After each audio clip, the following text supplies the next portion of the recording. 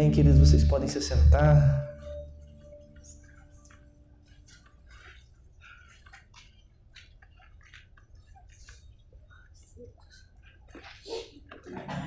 Que bom estar com você aqui nessa noite. Mais uma noite que a gente pode estar junto, ouvindo essa palavra de Deus. Fico feliz de ver os rostinhos que estão aqui. Quero saudar os visitantes. Com a paz de Cristo. Nós acreditamos muito na paz que excede todo o entendimento que Jesus diz dar àqueles que o seguem. E nós saudamos você que nos visita com essa mesma paz, com esse shalom de Deus. É um prazer ter você por aqui. Fique à vontade no nosso meio. E que Deus nos abençoe nessa noite. Hoje, especialmente, nós não teremos o nosso culto com as crianças, porque hoje é dia de ceia do Senhor.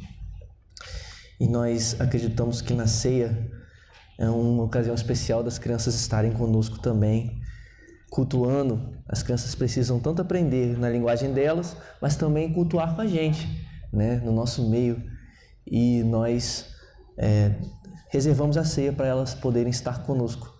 Amém, queridos? Nós estamos continuando na nossa série de mensagens, Manso e Humilde, o que está no coração de Jesus, quem está no coração de Jesus, né? O que mais move os anseios de Jesus, o que mais leva Jesus a pensar, o que faz Jesus realmente se mover.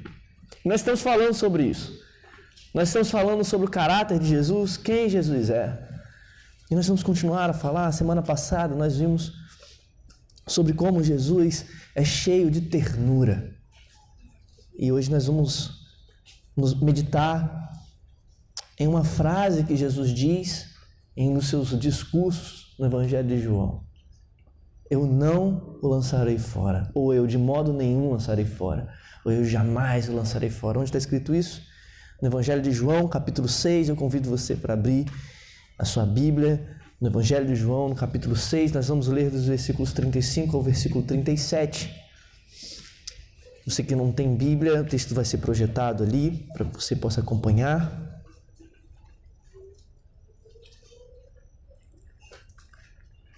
João, capítulo 6, versículo 35 ao versículo 37.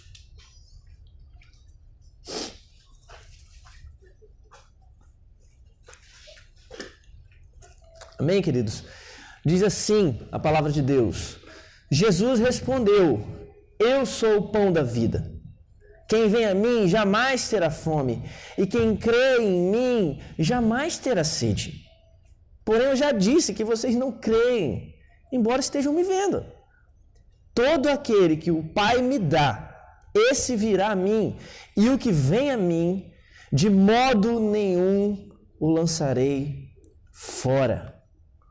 O capítulo 6 do Evangelho de João, queridos, começa com o milagre de Jesus. Ele multiplica pães para uma multidão que está faminta. Então a gente tem aquele famoso milagre de Jesus dos 5 pães e 2 peixinhos. Logo após, de uma forma sobrenatural, ele anda sobre as águas ao encontrar os discípulos, que estão com medo, morrendo de medo de uma tempestade que estava acontecendo. E o texto continua, e no dia seguinte a isso tudo que Jesus faz, aquela mesma multidão que Jesus alimentou procura ele. E faz com que Jesus inicie um longo discurso, digamos, confrontador com aquelas pessoas, com aquela multidão. O que mais tarde no texto, nós não vamos trabalhar nesse texto hoje isso, mas mais tarde essas pessoas vão se afastar de Jesus. Muitos que seguiam Jesus vão acabar se afastando dele devido a esse discurso que ele vai dar. Ele vai dizer a famosa frase dele: dura este discurso, quem poderá ouvi-lo? E o texto vai dizer que muitos vão abandoná-lo. Mas esse texto é para uma outra hora, para uma outra pregação. Mas agora que a gente está aqui com esse discurso de Jesus, e Jesus estava pronto para demonstrar àquelas pessoas que aquelas pessoas deveriam crer nele. que deveriam confiar nele como o enviado de Deus, como filho de Deus, como um sinal definitivo dos céus. E toda a conversa de Jesus com aquelas pessoas gira em torno da lembrança de algo que era muito comum e muito famoso para aquela cultura, que eram os judeus. O maná descendo dos céus. Aqueles judeus cresceram ouvindo dos seus pais, dos seus avós, e os seus avós dos seus outros avós, e dos seus tataravós, e por aí vai, que um dia no deserto, o povo de Israel estava com fome, então Deus enviou um maná dos céus. E caiu algo que parecia um pãozinho. Caiu dos céus e eles puderam comer. E toda a conversa de Jesus está em torno dessa lembrança. Aí no versículo 32 ele diz: eu sou o pão da vida. Quem vem a mim jamais terá fome. E quem crê em mim jamais terá sede. Quero que você tenha um contexto na sua mente daquilo que Jesus está falando com eles, que tem significado para eles o maná, o pão que desceu do céu. Agora Jesus está revelando para eles que, na verdade, a fome do ser humano é maior do que a fome física. É maior do que a fome daquele povo no deserto estava reclamando. Por isso, o verdadeiro pão era ele. Ele é o pão que dá vida. O pão que sacia a fome da alma. Ele era um sinal muito maior, superior ao maná que foi dado no deserto. Jesus é o pão da vida e quem vier a ele não terá fome e quem crer nele não terá sede. Ao contrário do que o povo pensava ao pedir, nesse mesmo texto, um pouquinho antes, o povo estava pedindo: Senhor, nos dá desse pão, sempre desse pão. Mas eles estavam pensando no pão que Jesus multiplicou. Eles estavam pensando no pão físico. Então eles pedem: Senhor, nos dá sempre desse pão, ou seja, o pão natural. Ao contrário desse pão que precisava ser dado repetidamente, Jesus diz: aquele que vier a mim jamais terá fome. Nunca mais terá fome. Isso, com certeza, é muito maior do que o maná no deserto. Afinal, todo mundo que comeu maná teve que comer no outro dia. E teve que preparar algum cordeirinho para comer também. Porque a gente é assim. Nós temos fome. E não surpreende que a gente encontra aqui nesse texto a mesma mistura dos temas que tiveram no deserto, com a fome e sede, e Jesus ser o pão da vida também. Jesus prossegue repreendendo aquelas pessoas, dizendo no versículo 33, porém eu já disse que vocês não creem, embora estejam me vendo. Aqueles judeus que eram oponentes comuns de Jesus no Evangelho de João, eles estão aqui reclamando, eles estão resmungando, eles estão murmurando, como as pessoas que também estavam lá no deserto no Êxodo. Se você não conhece a história, quando Deus enviou o maná dos céus, o povo que estava lá no deserto estava reclamando muito. Deus tirou a gente do Egito para vir passar fome no meio do deserto, era melhor estar comendo lá, porque lá tinha cebola. Lá tinha tomate. E eles estavam murmurando. E aqui parece que o episódio se repete, tem um povo murmurando. Tem um povo reclamando também diante de Jesus, porque eles estão procurando um tipo de líder, um tipo de Messias, um tipo de rei que vai dar o que eles querem. Mas uma das duras lições que os israelitas tiveram que aprender lá no deserto foi que Deus não estava à disposição deles como um empregadinho. Porque Deus não é um empregadinho. Deus não era obrigado a eles. Deus não resgatou eles do Egito porque eles eram um povo muito certinho, muito especial. Não havia nada naquele povo do deserto que pudesse fazer com que Deus fosse até eles e resgatasse eles. Não havia nenhuma qualidade naquele povo que fizesse com que aquele povo merecesse o que Deus fez com eles. Nenhuma. Foi simplesmente a escolha amorosa de Deus para então Deus tornar aquele povo o seu próprio povo, para que eles fossem a nação através da qual os propósitos e o amor de Deus seriam conhecidos no mundo. Isso que era o propósito de Israel. Em Deuteronômio capítulo 7, Moisés começa lembrando eles dessa verdade, porque talvez 90% do povo morreu engolido pela terra, de tanto que reclamou. Aí Moisés está diante da nova geração. Aí Moisés tem que lembrar a nova geração de que eles não tinham nada e Deus resgatou eles a si mesmo. Em Deuteronômio capítulo 7. Mas agora Jesus está diante de novo do povo de Israel. E ele vai ter que lembrar de novo para aquele povo tão reclamão quanto os antepassados a mesma verdade, os mesmos propósitos de Deus, do Pai, que estão além das vontades humanas, além das vontades e necessidades humanas, porque, na verdade, o problema da humanidade é o apetite desordenado da alma, é a fome desordenada da alma. Então, o homem não consegue ter coerência nas suas vontades, nos seus apetites, porque ele está completamente desordenado. E isso impede com que a humanidade, com que aquele povo veja onde nós devemos realmente nos saciar. Então, depois de Jesus dizer que ele era o pão da vida, dado àquele que é faminto espiritualmente, ele diz essas palavras: todo aquele que o Pai me dá, esse virá a mim, e o que vem a mim, de modo nenhum o lançarei fora. E é nesse versículo que nós vamos nos deter por algum tempo. E eu quero trabalhar com vocês passo a passo desse versículo para que a gente possa ver o tanto de força, o tanto de poder que existem nessas palavras de Jesus. Nessa primeira parte do versículo, Jesus começa dizendo, nós podemos dissecar cada palavra. Jesus diz, todo aquele. Ele não diz a maioria. Ele diz todo aquele. Isso quer dizer que quando o Pai, através de Jesus, graciosamente fixa o seu amor em pecadores, o resgate desses pecadores é certo. Todo aquele. E ele continua dizendo, o Pai. Todo aquele que o Pai. E a gente muitas vezes tenta separar Jesus do Pai, ou Jesus de Deus, porque a ideia de que Jesus está sempre tentando convencer o Pai, que está irritado com a gente, que é um mau negócio castigar a gente. E a gente pensa isso, que Jesus está lá diante de Deus falando assim, não castiga ele não, né?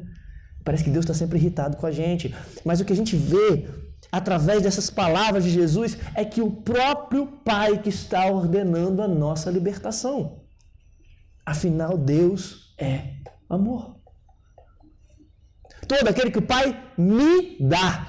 Não está escrito todo aquele que o Pai empurra para mim.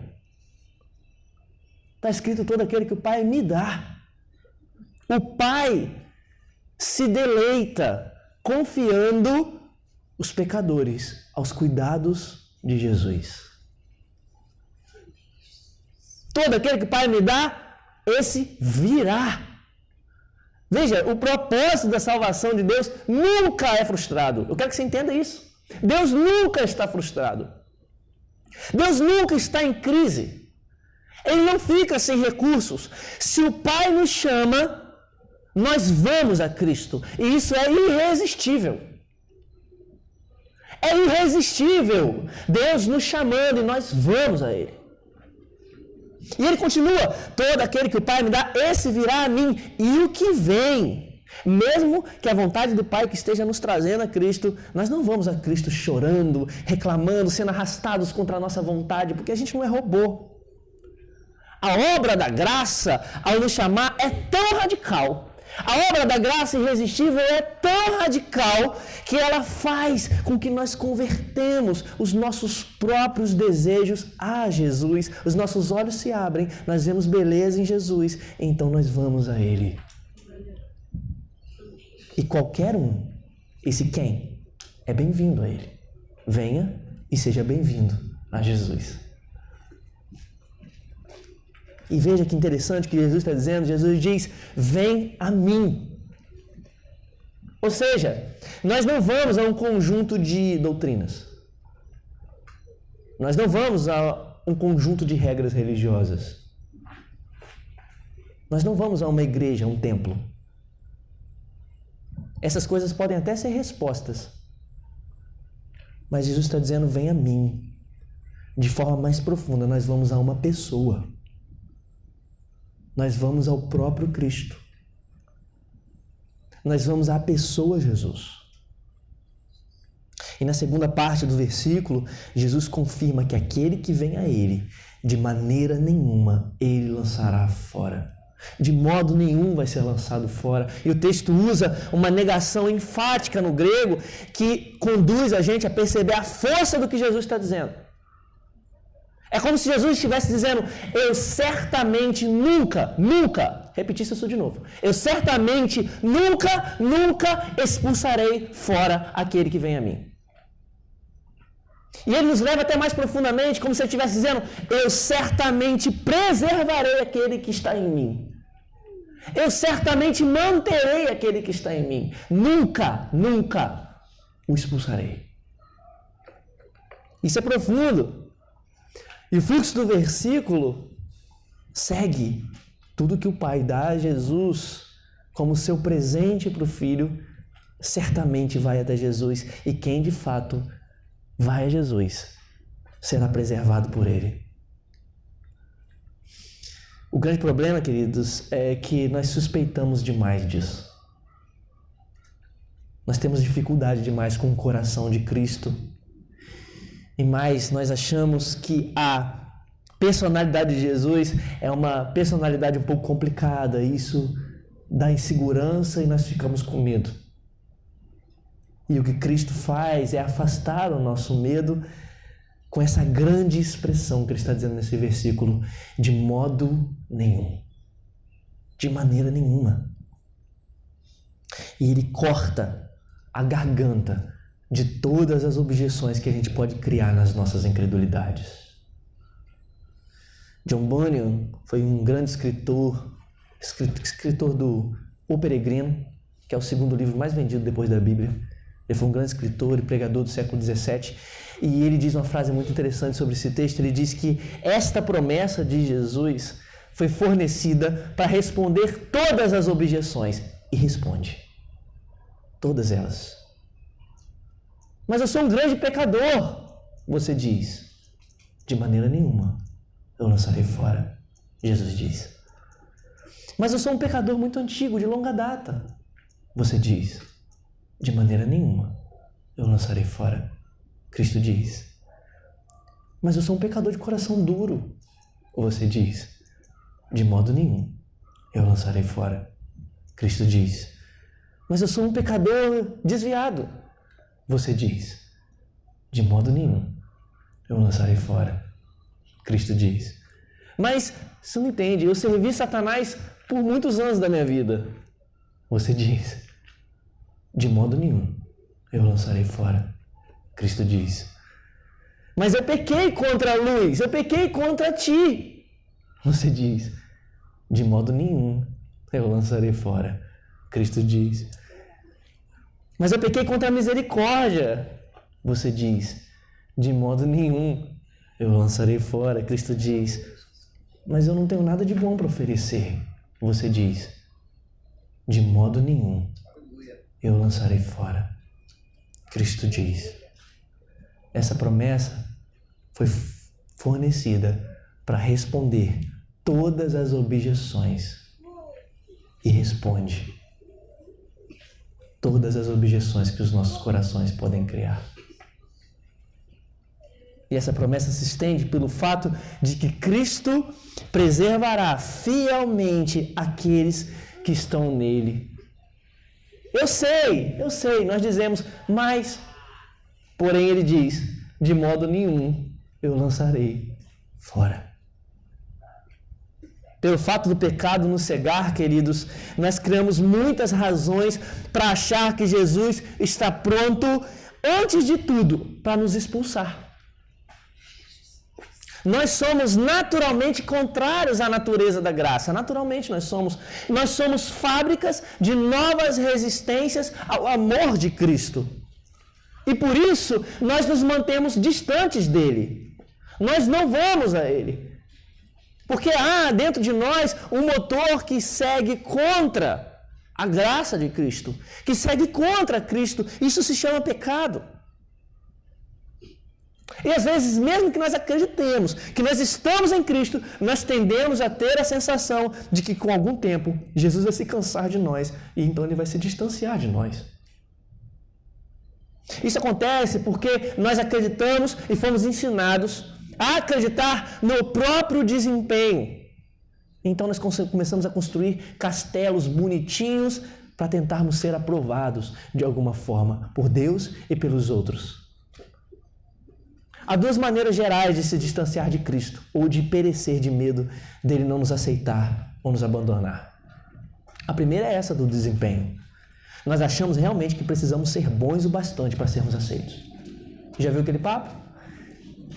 Eu vou me consertar primeiro, depois eu vou. Já ouviu isso? Nós achamos que precisamos ser bons primeiro para depois sermos aceitos. Nós vivemos em nossos complexos de inferioridade e achamos que somos modestos quando dizemos: mas eu não sou digno. Eu já disse aqui, né? Muitas vezes. O problema é quando você acha que você é digno. Ninguém, na verdade, é digno, queridos. Ninguém foi bom o suficiente. Ninguém é bom o bastante. Ou você já ouviu algumas outras formas de existência que dizem assim: acredita em tudo. É verdade tudo o que ele está falando, mas eu sinto que não é hoje ainda. Como se fosse pelo nosso sentir. Como se fosse pelo que nós sentimos. Como se os sentimentos realmente controlassem o que nós fazemos. Nós acreditamos mesmo que a fórmula de retirarmos a nossa fome da alma, de sermos aceitos, é vivendo dentro dos padrões da religiosidade. Com cartão de dízimo, com a roupa tal, com a forma de dizer tal, com o jeito tal. Nós achamos que é isso. E o que diz sempre a religiosidade, a gente fala todos os domingos aqui sobre isso, que você precisa seguir todas as regras e todos os conselhos corretamente. E então você vai ser aceito. É isso que a religiosidade diz. E muitos de nós conseguem saber intelectualmente que somente Jesus poderia nos salvar. Muitos de nós são assim. Não é verdade, somente Jesus mesmo. Mas no dia a dia, nós acabamos nos apoiando mais na nossa segurança de sermos aceitos, de sermos saciados, de sermos satisfeitos, através da nossa sinceridade. Ou da experiência que a gente teve há 10 anos atrás, porque eu me converti há 10 anos atrás. E nós achamos que isso realmente pode nos sustentar. Ou da conduta religiosa que nós expressamos. Nós achamos que isso pode, mas isso, queridos, só nos deixa com mais fome e mais inseguros. Assim, essa insegurança, no final das contas, da religiosidade, acaba se revelando em orgulho, em ficar se defendendo como alguém justo. Ficar se defendendo como alguém que faz tantas coisas, e a gente fica sempre com aquele mesmo papo: mas eu faço tantas coisas, vocês vão me condenar por um errinho? Nós ficamos orgulhosos porque nós acabamos criticando os outros que não se parecem conosco. Esse é o mal da religiosidade. E no fim nós estamos inseguros ainda. No fim nós estamos com fome ainda. Mas existe uma outra maneira. E outra maneira é rejeitando completamente essa questão. Eu não gosto, então não quero isso. Eu vou construir para mim mesmo a minha própria segurança. Eu vou construir para mim mesmo a minha o meu próprio castelo, a minha segurança. Vou me alimentar, vou me saciar. Eu vou construir para mim mesmo isso. E usando a metáfora do pão que Jesus está dizendo, do alimento, né? Eu vou fazer minha própria comida. Eu vou fazer minha própria comida. E aí a gente fica em procura de novas sensações, de novos arrepios, de novas coisas. Nós vivemos atrás disso. E nós começamos a procurar saciedade e segurança em coisas que até nos prometem segurança, mas elas não conseguem vencer os dilemas pesados da vida complexa que está diante de nós. Quantas vezes você percebeu que a vida é complexa? Se você não percebeu ainda, você vai perceber. De quantos padrões nós ficamos aquém? Tanto dos outros quanto os que construímos para nós. E no fim, a fome da alma continua aqui dentro. No fim, a insegurança continua a martelar nas nossas cabeças. Esse texto que nós estamos lendo diz de uma segurança profunda daqueles que vão até Jesus e estão nele. Esse texto diz: de modo nenhum eu o lançarei fora. E essas palavras, queridos, são mais fortes do que as nossas tendências de fugir das garantias que existem no coração manso e humilde de Jesus. Elas são mais fortes do que isso. Você diz todo cauteloso com Cristo, você diz para Jesus todo cauteloso com medo, você não entende, Jesus, eu realmente fiz muita besteira. E aí Jesus responde, eu sei. Eu sei que você sabe, mas tem muitas coisas pesadas aqui dentro que nem todo mundo sabe, estão escondidas de todo mundo. E Jesus diz, eu sei de tudo. Mas Jesus, não é só o que eu fiz lá atrás, é o meu presente também, o meu presente está muito estragado.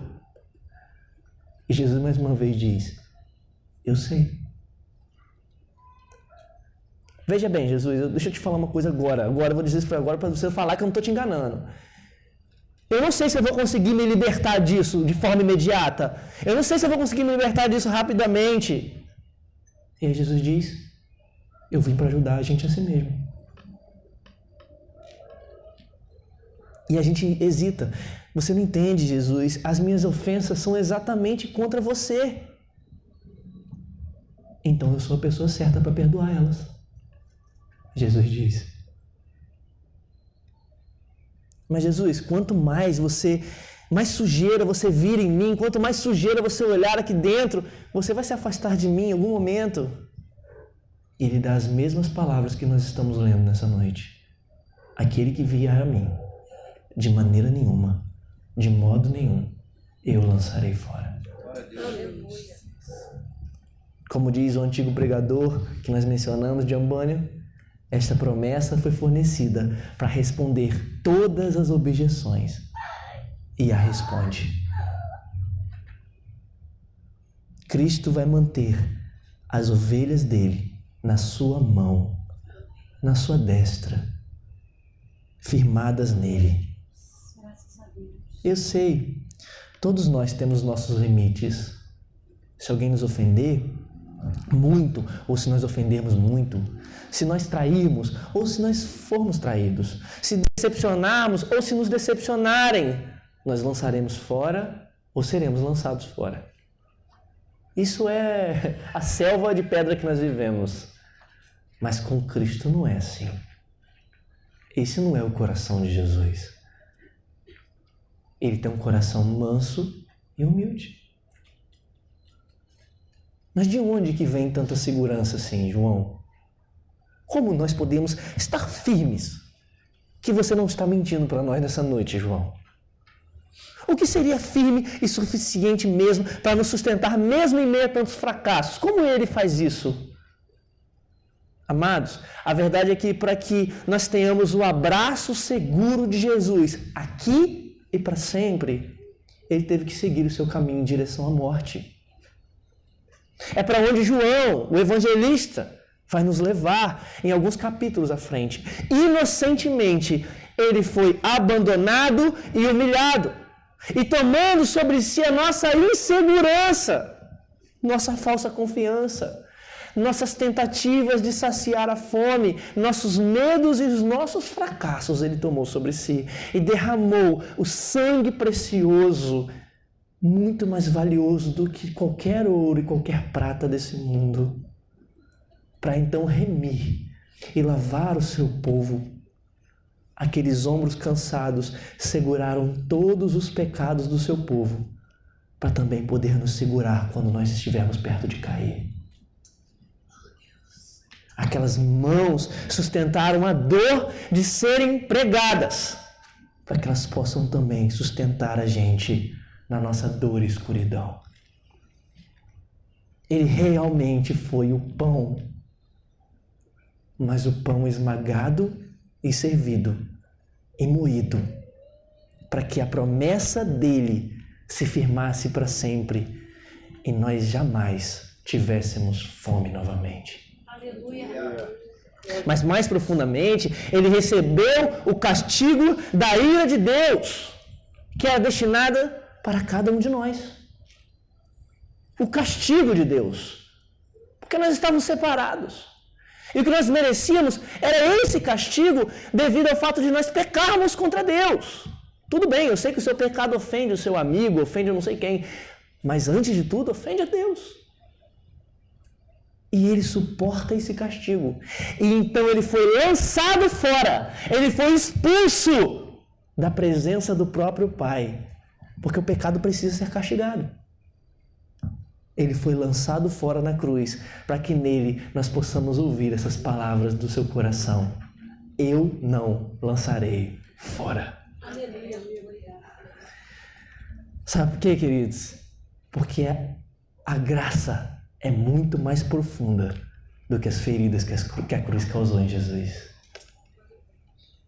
Veja, eu estou falando daquilo que nós chamamos historicamente na teologia de perseverança dos santos. É uma doutrina histórica. É o 5º ponto da Tulip. Perseverança dos santos. A verdade de que aqueles que estão em Cristo recebem graça para ficarem firmes nele, para serem sustentados. E aqueles que abandonam a fé só estão provando que nunca estiveram com Jesus. Mas ao mesmo tempo eu quero amplificar o que nós estamos vendo nessa noite. Eu quero amplificar isso que nós estamos falando, ou isso que nós vemos na história, ou talvez ir mais profundo. Porque o que está lá, no fundo, no centro desse belo diamante que é a doutrina que nós estamos pregando essa noite, não é a doutrina simplesmente da perseverança dos santos, é a doutrina do perseverante coração de Jesus. É a doutrina da perseverança do santo Jesus. Ele que persevera, ele que é constante, ele que é firme, ele que não falha. E o que impede Jesus de se esfriar ou de se afastar de nós? A resposta, queridos, é o seu coração perseverante. Por isso ele pode chamar, venha a mim. Porque quando nós encontramos ele, as mãos dele que criaram os céus nos abraçam firmemente. Você sabe o que é isso? Ser abraçado pelas mãos que criaram o universo. Mas Jesus, levante suas objeções, levante suas hesitações nessa noite, mas nenhuma delas vai poder ameaçar essas invencíveis palavras. O que vem a mim, de modo nenhum, eu lançarei fora. Levante o que você quiser nessa noite. Traga as suas objeções. Elas não podem vencer essas palavras. Meus queridos, que grande amor tem sido colocado diante de nós nessa noite. Que Salvador é Cristo. Que beleza estonteante existe em Jesus. Por que vocês gastam a vida naquilo que não é pão? E o trabalho naquilo que não pode satisfazer? Vejam Jesus nessa noite e venham a Ele, porque nele há 1.000 milhões de razões para você cantar de alegria e não para temer. Venha Jesus. Venha Cristo. Porque para os que estão nele, o coração de Jesus não é um aluguel. Você não paga um aluguel e não sabe se vai conseguir pagar no mês que vem. O coração de Jesus é um lar permanente por toda a eternidade. Com Cristo, os nossos pecados, as nossas fraquezas, isso aí que você diz que você precisa melhorar primeiro para depois vir, são apenas os itens que nos qualificam para se aproximar dele. Nada além de vir até ele é necessário. Só venha Jesus. Só venha até ele. Nada além de ir até ele é necessário. Primeiro se convertendo e milhões de vezes depois, até a gente ver ele face a face. Se você está longe dele, venha Jesus. Se você está nele, mas está em pecado, venha Jesus de novo. Venha Jesus nessa noite. É o sofrimento que te aflige hoje? São as coisas que você não consegue tocar ou mudar. São as circunstâncias externas que te fazem desanimar nessa noite. É verdade, os sofrimentos muitas vezes nos levam a também questionar a perseverança do coração de Jesus. À medida que a dor se acumula, que as críticas vêm, que o cansaço toma conta, à medida que os dias passam e nada parece mudar, em algum momento a gente pode até chegar à conclusão de que Jesus não está mais com a gente, ele desistiu de mim, eu fui lançado fora. Mas, querido, se é o sofrimento que te aflige nessa noite, eu quero que você entenda que a riqueza da promessa de Jesus não é que ele diz que aqueles que com vida fáceis e sem problemas nunca são lançados fora. O que ele diz é que aqueles que vêm a ele, de modo nenhum, serão lançados fora. Não são circunstâncias da nossa vida que determinam o amor de Jesus por nós, mas se nós estamos em Jesus. É isso que determina.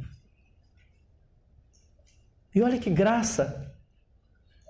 A única coisa que é necessária para você desfrutar desse amor é vir até Ele. Ele não diz assim, quem vem a mim com uma contrição de 95%. Ele não diz isso. Ou, quem vem a mim da forma correta. Ele não diz isso. Ele também não diz, quem vem a mim consertando algumas coisas. Ele não diz. Quem vem a mim com bastante esforço. Ele também não diz isso. Ele diz, aquele que vem a mim de modo nenhum eu lançarei fora. Nós não tomamos decisão por Cristo, queridos, que é encontrada em alguma parte de nós que nós achamos ser boa. Deus é quem vem até nós e assim a gente não consegue escapar dele. Porque Deus prova o seu amor para conosco pelo fato de Cristo ter morrido por nós, sendo nós ainda pecadores. Deus está dando um apelo aberto e gracioso. Quem tem sede é convidado a vir às águas e fome ao pão que Ele oferece, e quem quer que venha a Jesus não será rejeitado. O meu convite nessa noite, queridos, para vocês, é para que vocês possam ver esse Salvador, esse Jesus.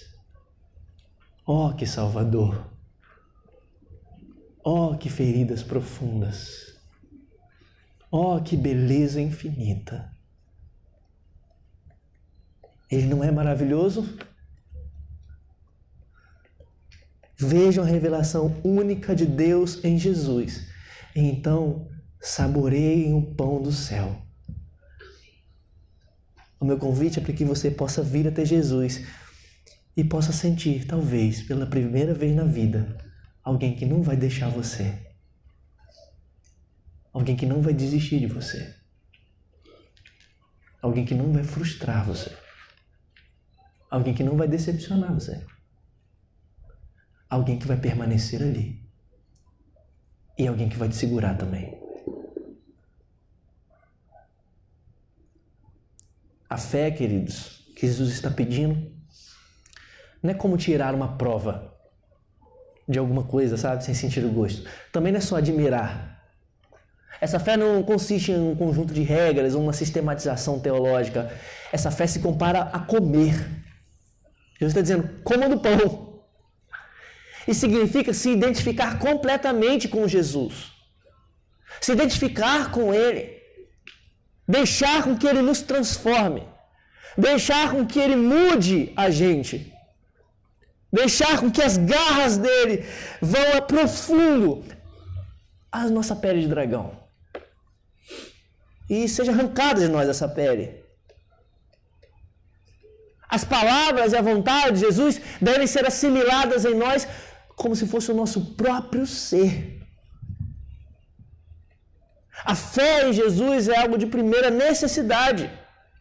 O alimento que aquele povo recebeu, tanto com Jesus lá dos 5 pães, como no deserto,